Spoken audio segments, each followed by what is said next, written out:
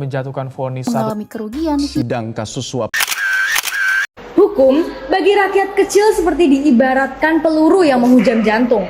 Berbeda dengan hukum bagi para petinggi. Bagi mereka, hukum hanyalah sebatas coretan yang termaktub di dalam sebuah kitab.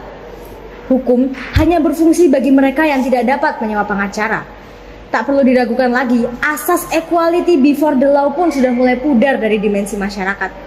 Bahkan, sekarang masyarakat lebih mengenal KUHP sebagai kasih uang habis perkara daripada kitab Undang-Undang Hukum Pidana. Dalam Undang-Undang 45 pasal 1 ayat 3 menyebutkan bahwa Indonesia adalah negara hukum, pun tidak dapat dibuktikan seutuhnya. Mengapa demikian? Karena hukum di Indonesia adalah hukum yang tajam ke bawah dan juga tumpul ke atas. Yang mana hal ini tidak sesuai dengan aturan yang berlaku. Disebutkan dalam Undang-Undang Dasar Negara Republik Indonesia Pasal 28D ayat 1 yang berbunyi, setiap orang berhak atas pengakuan, jaminan, perlindungan dan juga kepastian hukum yang adil, serta perlakuan yang sama di hadapan hukum. Maka dari itu kita memerlukan banyak evaluasi dan juga kita membutuhkan penindaklanjutan agar hukum yang diselewengkan tidak semakin menjadi-jadi. Maka dari itu, jika saya menjadi seorang legislator, maka saya akan menangani masalah ini dengan menegakkan hukum yang adil dan juga tegas. Yang mana upaya yang saya lakukan juga sejalan dengan 3 fungsi DPR, yakni fungsi legislasi, anggaran, dan juga pengawasan. Pertama, fungsi legislasi. Saya akan merevisi Undang-Undang Nomor 20 Tahun 2001 terhadap perubahan Undang-Undang Nomor 30 Tahun 1999 mengenai pemberantasan tindak pidana korupsi pada bagian sanksi bagi hakim yang menerima suap.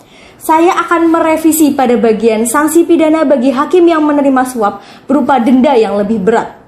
Pada fungsi yang kedua, yakni fungsi anggaran, saya akan menambahkan dana APBN untuk diberikan kepada LBH atau Lembaga Bantuan Hukum bagi masyarakat yang kurang mampu.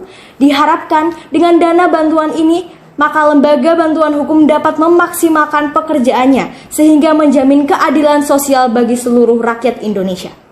Untuk fungsi yang ketiga, yakni pengawasan.